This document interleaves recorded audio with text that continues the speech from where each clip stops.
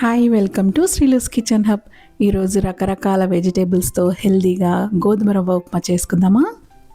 నేను మాత్రం కుక్కర్లో చేస్తున్నానండి, ఈజీగా అయిపోతుంది కాబట్టి. ఒక 2 స్పూన్స్ ఆయిల్ వేసుకొని అందులో ఒక మీడియం సైజు ఉల్లిపాయ వేసుకొని ఒక 5-6 పచ్చిమిరపకాయలు వేసుకొని అందులోనే క్యారెట్, పచ్చి బఠానీ, తర్వాత మీల్ మేకర్ ఉంటుంది కదా, అది ప్రోటీన్ ఇస్తుంది మనకి. సో మీల్ మేకర్ కూడా తప్పకుండా యాడ్ చేయండి.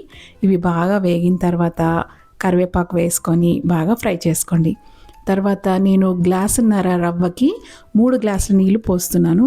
కొంచెం పొడి పొడిగా కావాలంటే 3 పోసుకోండి, లేదా కొంచెం సాఫ్ట్గా అవ్వాలంటే 3.5 to 4 పోసుకోవచ్చు. నాకు అల్లం వెల్లుల్లి ఫ్లేవర్ అంటే చాలా ఇష్టం అండి, అందుకే నేను వాటర్లో వేస్తున్నాను. మీకు ఇష్టం లేకపోతే స్టార్టింగ్ క్యారెట్, ఆనియన్ వేస్తాం కదండి, అప్పుడే వేసేసుకొని పచ్చి వాసన పోయే వరకు వేయించుకోండి.